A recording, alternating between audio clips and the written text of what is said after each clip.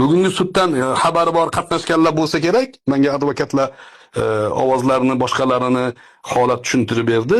Bugun o'sha detskiy inspektor kelgan, o'shani so'roq savoli bo'libdi. Undan so'rashganda aytibdiki, o'sha kuni bular qo'lga tushganda Gulira'no meni mashinamda ketdi to anaqagacha, nazoratgacha. Yo'lda men buni erini yaxshi taniyman. Iltimos, erimga hodisani aytib bermang. Otam undoq, namozxon, falonchi undoq, namozxon deb menga yalindi. O'sha joyda bularni urib yechintirmagan. Bular kankiri zapal bo'lgan desa, Gulira'no chiqib tilingni sug'urib olaman deb baqir chaqirib tashlabdi sudda.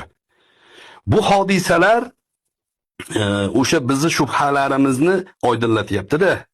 Yaxshilab kuzatsangiz, boshida ichki ishlar Gulira'nolar bilan kelishgan. Mayli deyishgan. Eringga aytmaymiz deyishgan. Bo'pti mayli degan. Yopaylik shu ishni degan. Yopishgan. Ani soliqchi mammas, meni shopirim yoki meni bitta ishchim, inspektorim olib keldi buni. Farrosh qilib olib keldi degan, ya'ni tushuntirish xatlarigacha rozi bo'lishgan. Nimaga desa, masalani yopish uchun. U bechoralar o'zbekchilik qilgan, musulmonchilik qilishgan. Mayli endi nima bo'xisa yegandir, lekin qo'yinglar, pikdaylik degan. Hatto Gulira'no menga telefoningni ko'rsat, o'chirib tasha, erimga ko'rsatmalaring degan. Endi qarang. Bu ish yopilgandan keyin 17-aprel bo'lyaptimi? Yopilgandan keyin Gulira'no bitta uyga borsa, butun mahallasiga tarqab bo'lgan. Gulira'no soliqchi bilan qo'lga tushibdi degan. To'polon bo'lgan. 19-aprelda. Bu to'polonda Gulira'noni qaynisi, erini ukasini soliqchini so'ygani borgan. To'polon bo'lgan. Gulira'noni haydab yorishgan. Bu keyin nima qilishini bilmasdan borib o'zini o'ldirishga solgan. Va bu masaladan chiqishlik uchun yana bitta odam bor bu yerda, uni ham ovozi chiqsa kerak. Masalani orqasini yaxshilab eshitsangiz, ichki ishlarni hech bitta insofsizligi yo'q. Erkakning ishini qilgan ular. Videoni tarqatishmagan. Bu borib eshikni yopdik deganda o'zini oilasida, xonadonidagi bunga qarshi bosimdan chiqib ketishlik uchun masalani ko'tarib olgan. Qaytadan ariza yozgan. 18-aprelda, 25-yil 18-aprelda bu Gulira'ning eri jo'ralar bilan o'tiradi. Jo'ralari seni xotiningni ushlab olishdi deydi. Uyiga keladi, to'polon qiladi. Bu uyga onasining uyiga ketib boradi Gulira'ning. 19-dami 20-chislo kuni bu yolg'ondan dori ichdim deb digonasini chaqiradi, shunaqa provokatsiya qilishadi. Bu hammasi aniq narsa.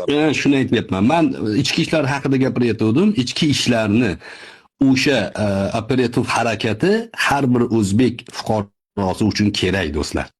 Jinoyatchi hech qachon ichki ishlardan rozi bo'lmagan. Jinoyatchilar, qo'lga tushgan, zapal bo'lganlar har doim ichki ishlarni yomon ko'radi. Bunga o'xshagan videolar ichki ishlarda minglab bor. Ichki ishlarni xodimlariga mikrofon tutishganda javob ham berishmagan. Chunki ular prinsipi bor, ularni qasamyodi bor. Ular erkak odamlar, gapiga javob bergan odamlar.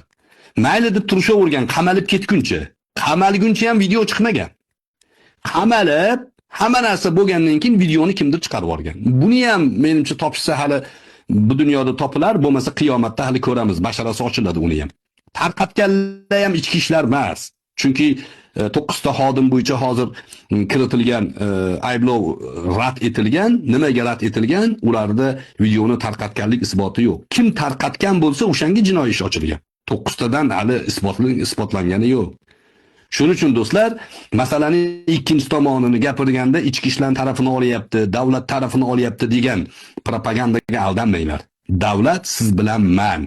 Ana shu ichki ishlar bo'lmasa, uyingizda bemalol o'tira olmaysiz. Qancha iflos bor, qancha zinokor bor, qancha haromxo'r qotil bor. Hammasi ichki ishlardan qo'rqib turibdi. Biz vatanni yaxshi ko'ramizmi? Vatanni himoyasini ham yaxshi ko'rish kerak. Faqat xotinini qizg'angan dayus bo'lmaydi, qizg'anmagan dayus bo'lmaydi. Vatanini qizg'anmagan ham dayus bo'ladi. Bular bemalol sotyapti. Bitta ishtonsizzi deb butun boshli vatanni sotyapti bular.